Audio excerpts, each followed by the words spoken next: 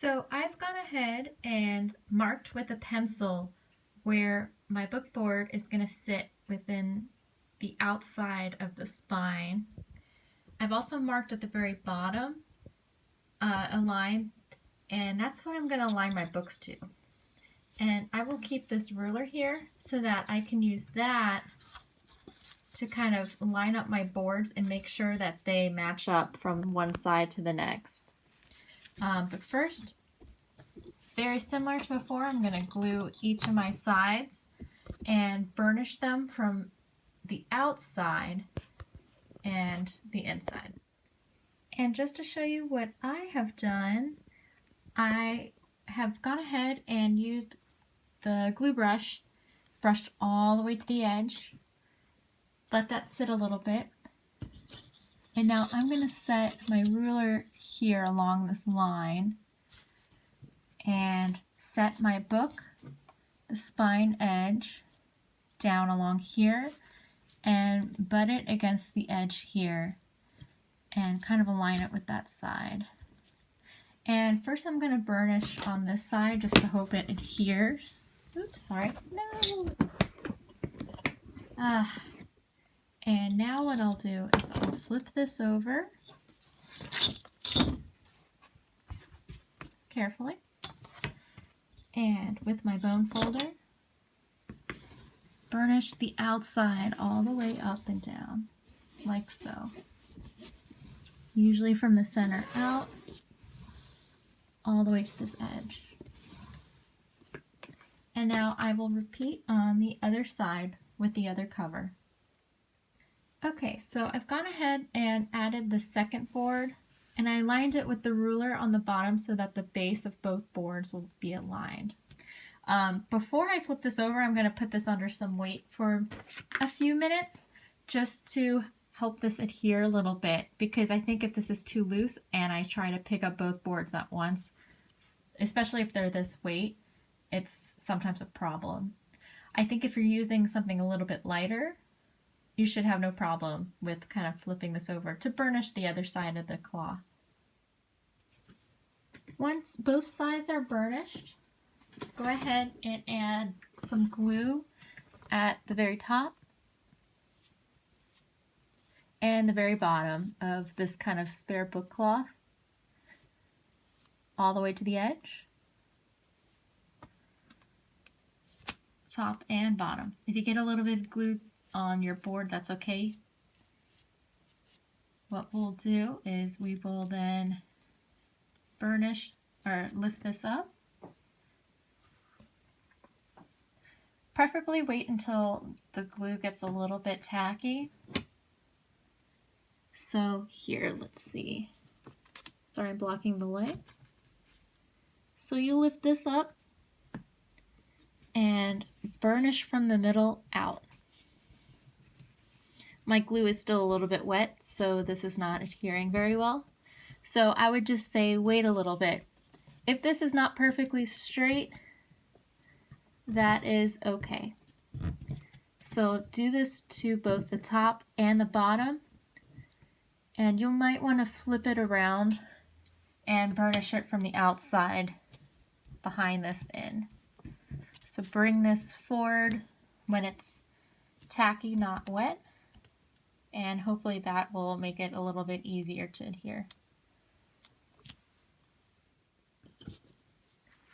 So the very last thing is to glue the inside kind of paper, or if you use tape, you can use tape, right into the inside.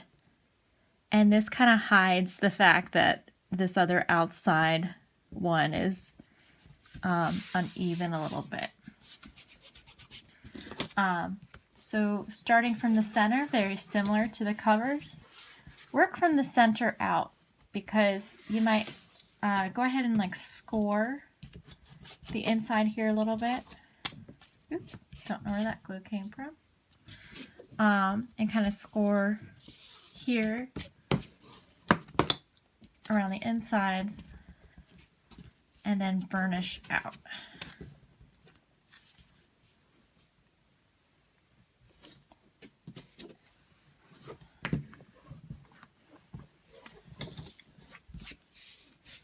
And once you do that, I would suggest, similar to before, putting this under some weight just to make sure that it really adheres.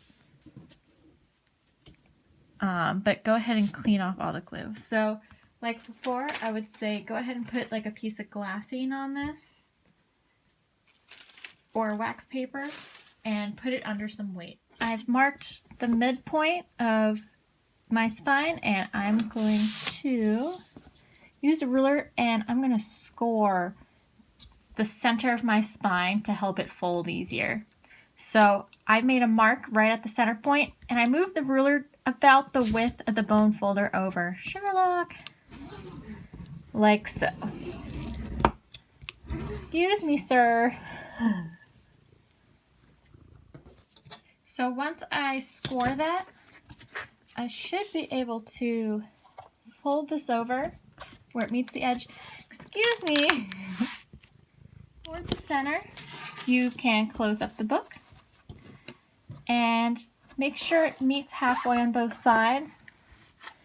And then you can kind of gently burnish this down, or at least kind of push it down by hand. Sorry, you can't see that too well.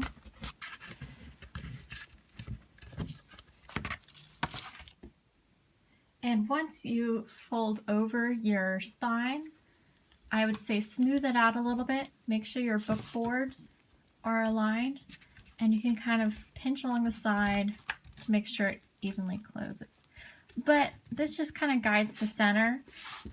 So long as it's like this, I'm expecting to fill this with a lot. So you might find that this might give you a lot of extra space. I'm planning on filling this with about 2 inches of prints at some point, so that's why I made my spine so big. Your spine will likely be a little bit smaller. And the last piece to consider is the interleaving.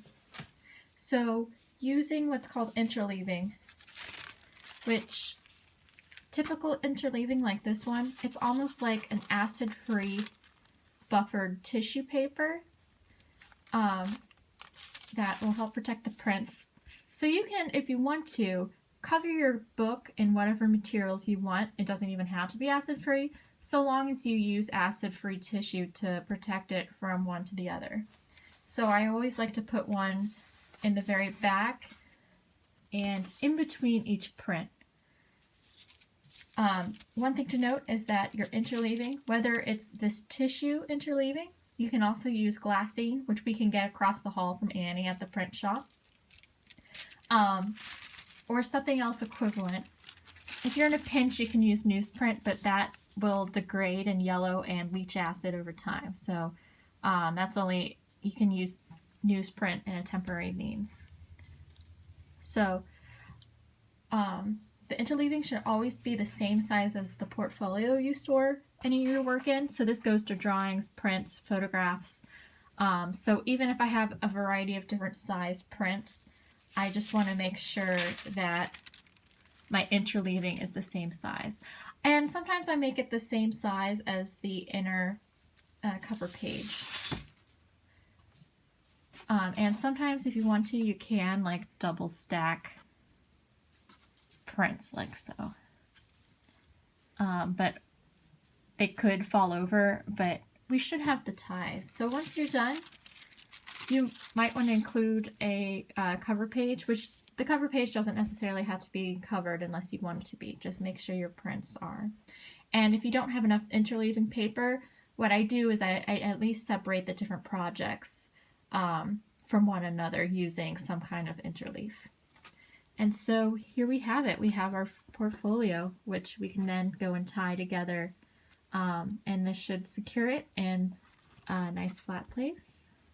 You can tie the ties like a shoelace. And there you have it.